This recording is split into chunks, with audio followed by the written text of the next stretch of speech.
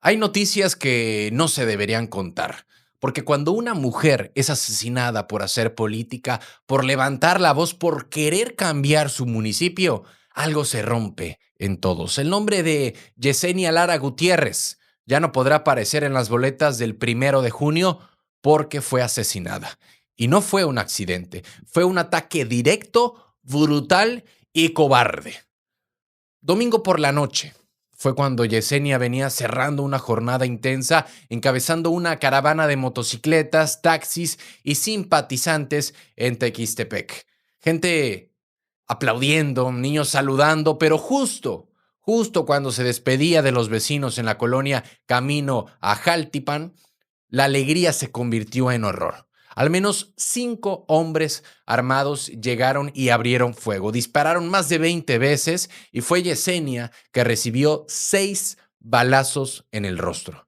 Murió ahí, en la calle, sin poder siquiera pedir ayuda. La tragedia fue aún más grande porque junto a ella murieron 5 personas más, hombres que la acompañaban, y otras 3 resultaron heridas. Entre la confusión, entre los gritos, entre el miedo, fueron los mismos vecinos quienes intentaron ayudar, subieron a los heridos en autos particulares y los llevaron a hospitales cercanos. No hubo tiempo de esperar ambulancias y fue todo tan rápido como inhumano. Lo más fuerte es que Yesenia ya conocía el dolor de perder a alguien por violencia política. Era viuda de Enrique Argüelles Montero, quien fue regidor en Tequistepec y fue asesinado en 2022. Le dispararon afuera de una tienda en Acayucan, muy cerca de una base policíaca. Y hoy esa misma tragedia se repite. Y la pregunta es inevitable.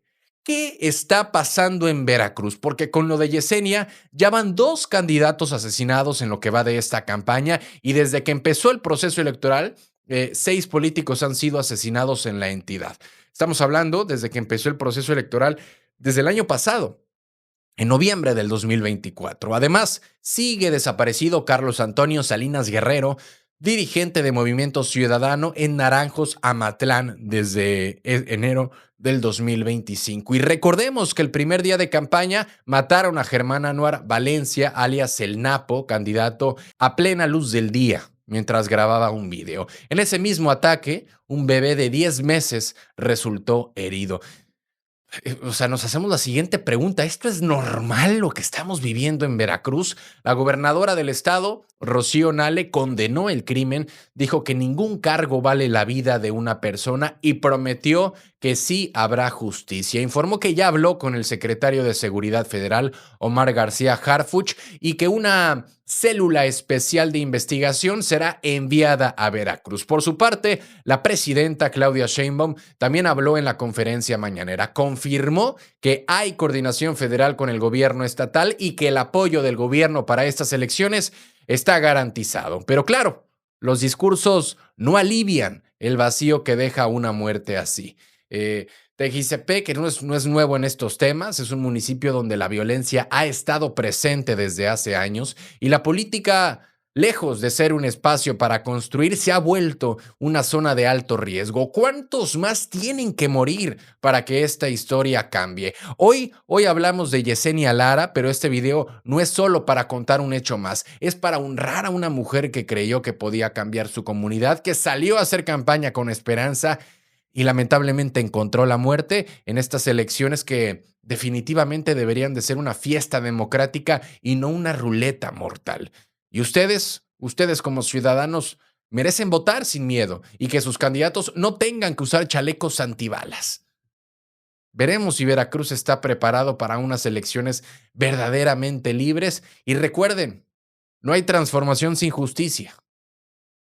Continuando con la sección de noticias locales, vamos a hablar de un político que marcó una época, un gobernador que dejó huella, para bien o para mal, y ahora sus cenizas reposaron en el Congreso de Veracruz, mientras sus familias, sus amigos y hasta sus críticos guardaban silencio. Así fue el homenaje póstumo a Fidel Herrera Beltrán, exgobernador del estado. Fue la mañana de este domingo 11 de mayo, cuando el Congreso del Estado de Veracruz abrió sus puertas para recibir las cenizas de Fidel Herrera. El recinto, que está ubicado en la capital del estado, en Jalapa, se llenó de figuras políticas, de diputados, de ex colaboradores priistas y miembros del actual gobierno. Ahí estaban los suyos, pero también quienes alguna vez lo enfrentaron, porque más allá de banderas partidistas, se trataba de despedir a un hombre que gobernó Veracruz durante 6 años y que antes de eso ya era una figura política nacional.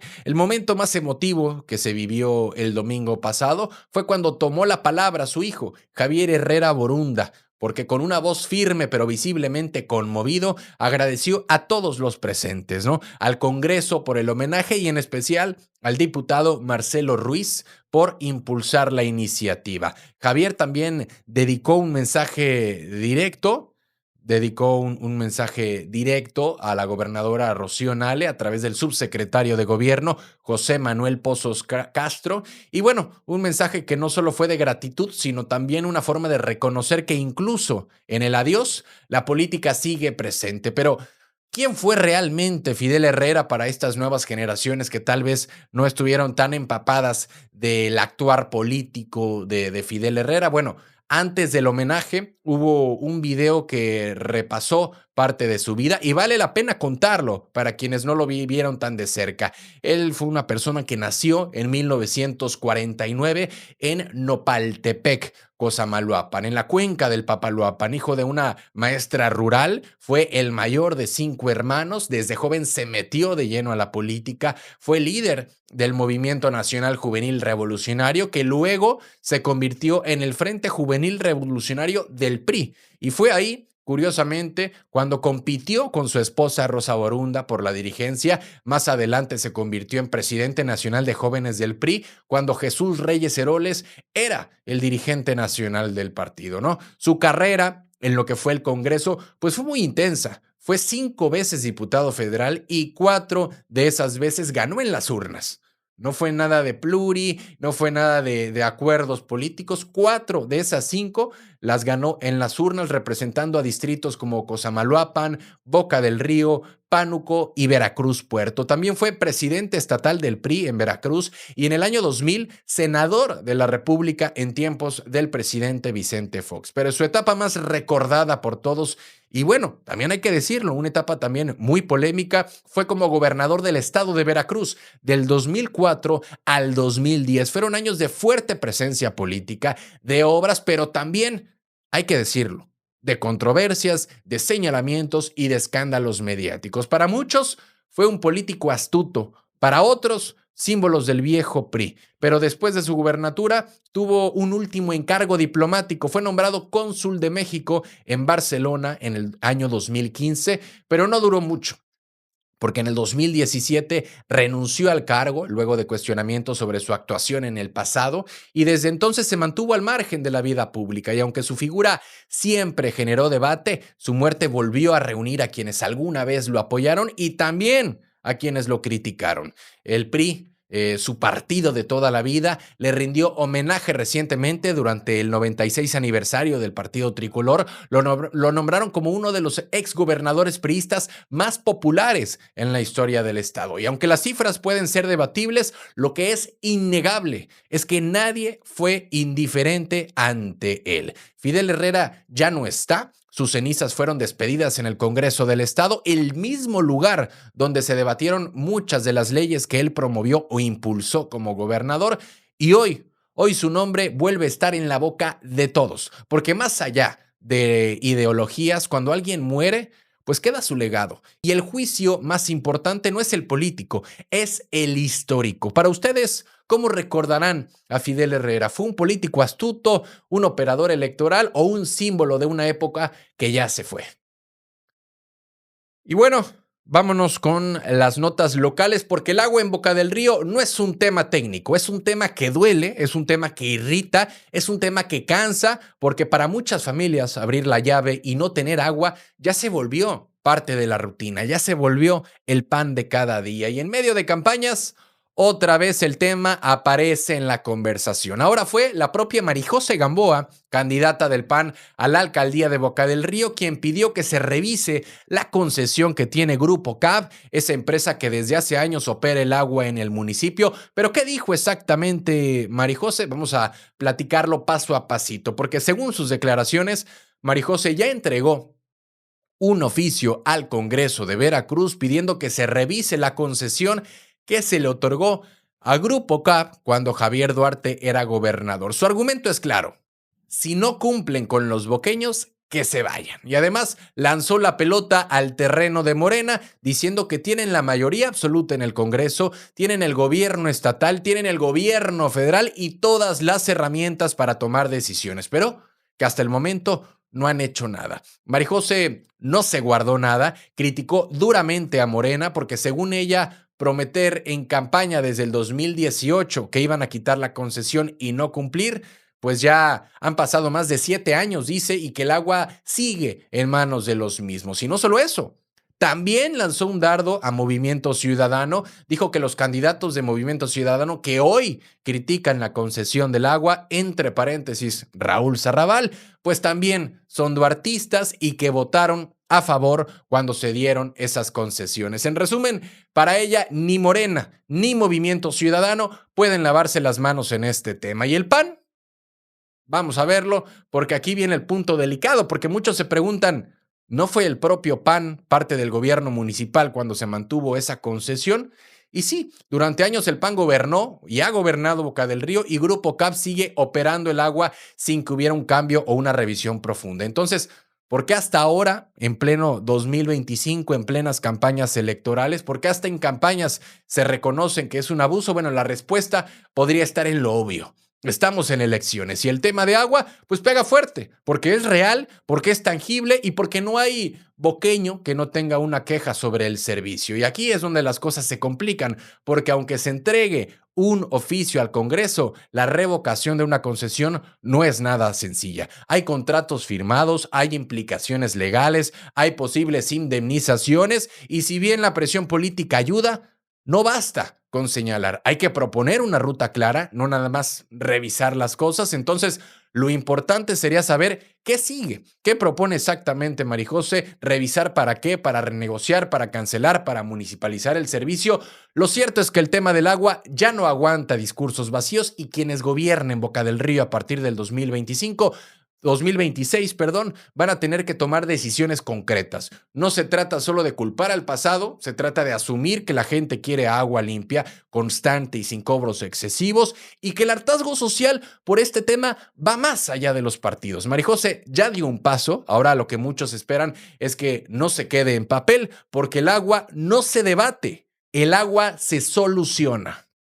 Bueno, después de meses de golpes, de aranceles y tensiones económicas, Estados Unidos y China por fin se dieron una tregua. No es un acuerdo definitivo, hay que decirlo, pero sí es una pausa de 90 días que le baja el tono a una guerra comercial que lleva años poniendo nerviosos a todo el mundo. ¿Qué significa esto en la práctica? ¿Quién ganó? ¿Quién cedió? ¿Y por qué esto afecta incluso a países que ni están metidos en el pleito? Vamos por partes, porque todo esto no es nada nuevo. Viene desde la era de Donald Trump, cuando fue por primera vez presidente de los Estados Unidos, que decidió ponerle altos impuestos a los productos que venían de China, y en su segunda administración subió de una manera descomunal estos impuestos. La razón, según él, China estaba abusando del comercio internacional y había que frenar su crecimiento a costa de Estados Unidos. Así empezó una cadena de aranceles que son básicamente impuestos extra a los productos importados. Estados Unidos impuso tasas que llegaron hasta el 145% en algunos productos específicos. 145%. China respondió con aranceles de 125% de igual manera a los productos estadounidenses. O sea, los dos países se empezaron a castigar mutuamente, y los que terminaron pagando la cuenta fueron los consumidores, fueron las empresas y fueron las economías de medio mundo. Ya después de tanta tensión, esta semana Estados Unidos y China acordaron una especie de alto al fuego comercial por 90 días. La idea es muy simple: bajar la presión para seguir negociando. En concreto, los productos chinos que entren a Estados Unidos seguirán pagando aranceles, pero bajan al 30%, porque ya no aplicará una sobretasa del 20% que Donald Trump había impuesto antes de abril. En el caso de China, los productos estadounidenses pagarán solamente el 10%, lo cual representa un alivio enorme para muchas empresas exportadoras. Esto entra en vigor el 14 de mayo, para ser exactos, y abre la puerta a negociaciones más profundas entre ambos gobiernos. El propio Donald Trump lo dijo. Comentó en sus redes sociales que logró un reseteo total con China y agregó que su relación con el presidente Xi Jinping, el presidente de China, es muy, muy buena. Veremos si eso es cierto, pero lo cierto es que ambas potencias ya se estaban dando cuenta del daño que esta guerra estaba causando, no solamente a ellos, sino también a los mercados globales. Por ejemplo, Wall Street reaccionó al instante, el Dow Jones subió casi un 3%, el Nasdaq más del 4% y los mercados europeos y asiáticos también celebraron la noticia. Pero, ¿por qué tanta euforia? Bueno, porque cada vez que estas dos potencias pelean, el mundo entero tiembla económicamente. Esta tregua no es el final, hay que decirlo, solamente es una pausa por 90 días. Y según el secretario del Tesoro de Estados Unidos, lo importante viene después. ¿Qué se va a discutir? Digo, además de los aranceles, Estados Unidos quiere que China elimine lo que llaman barreras no arancelarias. ¿Eso qué es? Son cosas como permisos especiales, cuotas de importación, licencias casi imposibles de obtener para las empresas extranjeras. En palabras simples, no importa si el arancel es bajo, si luego te ponen 1000 trabas para vender. También van a tocar un tema delicadísimo que es el fentanilo, porque Estados Unidos quiere que China controle la venta de precursores químicos que, según ellos, terminan en los cárteles de droga que fabrican este opioide. Y eso, pues ya no es un tema económico, es un tema de seguridad nacional. Algunos analistas dicen que China salió ganando de este acuerdo porque logró que se bajaran los aranceles sin hacer grandes concesiones, mostró firmeza y al final logró sentar a Estados Unidos a negociar de nuevo. Eso fue algo que llegaron a comentarlo muchos analistas políticos, muchos analistas económicos, en el momento en que les preguntaban, bueno, México, ¿cómo debe reaccionar ante China, ante Estados Unidos con esta subida de aranceles? Muchos dijeron de la misma forma que están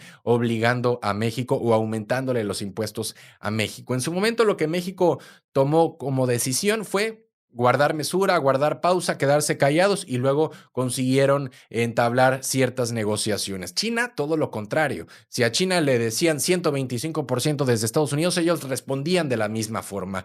Porque algunos analistas, repito, dicen que ya ganó China porque logró que se bajaran los aranceles sin hacer grandes concesiones, pero otros advierten que esto es solo un respiro y que en cualquier momento se puede volver a romper la calma si las pláticas no avanzan. La verdad es que ninguno de los dos quiere una ruptura total porque sus economías están entrelazadas. China fabrica, Estados Unidos compra, Estados Unidos invierte, China produce y aunque compiten, también se necesitan. Quizás ustedes no compren productos chinos directos de fábrica ni exportan a Estados Unidos, pero les aseguro que esto también nos afecta, porque cuando estas dos economías se pelean, el dólar sube, los precios de las materias primas se disparan, las bolsas tiemblan y hasta los celulares, las computadoras o los electrodomésticos que usamos pueden volverse más caros. Es por eso que este tipo de treguas son buenas noticias para todos, aunque suenen lejanas, pero hay que estar muy atentos porque esto no ha terminado. Esto no ha terminado. Y yéndonos a la última nota del día de hoy, mientras muchos pensaban que la revisión del TEMEC iba a empezar hasta el 2026, Marcelo Ebrard dijo que no, que es este mismo año la revisión. Y así, sin más, el secretario de Economía de México se le adelantó a Donald Trump y soltó la bomba. Las negociaciones del tratado entre México, Estados Unidos y Canadá comienzan en el segundo semestre del 2025. Pero, ¿qué implica esto? ¿Está en riesgo el tratado comercial? ¿Qué dice Claudia Sheinbaum? ¿Y por qué esta vez estamos hablando del futuro del acuerdo comercial más importante de la región? Vamos paso a paso.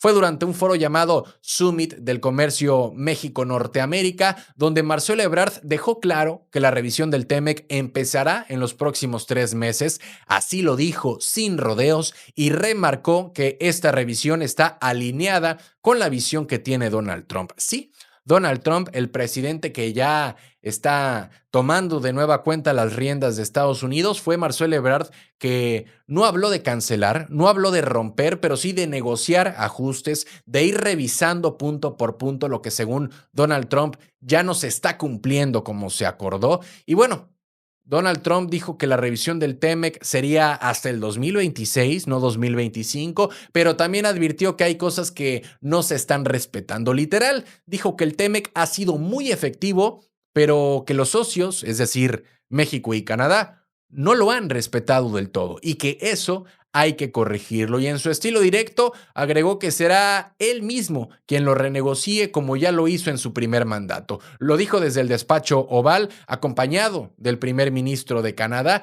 y la respuesta del gobierno mexicano no se hizo esperar en su momento. La presidenta Claudia Sheinbaum fue muy clara, dijo que hasta ahora no hay señales de que el TEMEC vaya a desaparecer. La presidenta de México explicó que en todas las pláticas que ha tenido su equipo con funcionarios de Estados Unidos, todo sigue avanzando dentro del marco del tratado. Pidió calma, dijo que México va a negociar con la cabeza fría y con mucha coordinación. Y que si hay revisión, ojalá sea la menor posible. Pero a ver, esto no es un tratado cualquiera.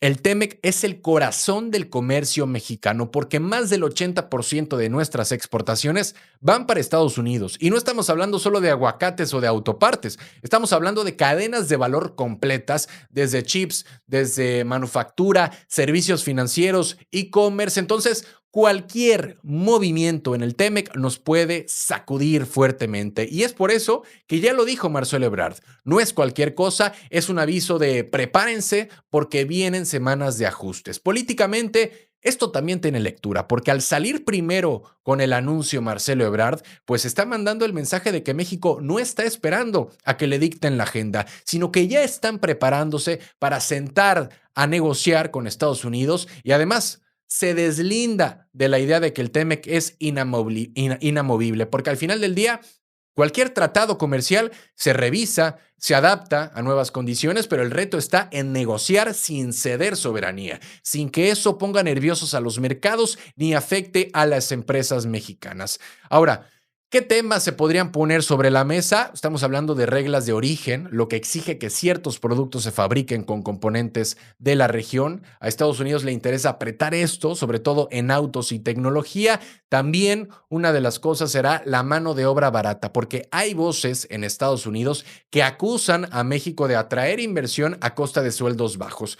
Otro tercer punto podrían ser las barreras no arancelarias, lo que Donald Trump siempre ha criticado de China, también lo está señalando en México y Canadá. Y por último, el fentanilo y la seguridad, porque aunque no es parte del tratado formal, es un tema que Donald Trump ha vinculado con el comercio. Estamos entrando en una etapa delicada porque Donald Trump vendrá con todo a ajustar el TEMEC y si no gana, de todos modos habrá revisión porque el tratado así lo contempla. Lo importante es que México llegue preparado con una postura clara, con una postura firme, pero también una postura abierta al diálogo, porque aunque el TEMEC ha sido bueno para los tres países, si se maneja mal puede generar incertidumbre y la economía, ya lo sabemos, no responde bien a los nervios.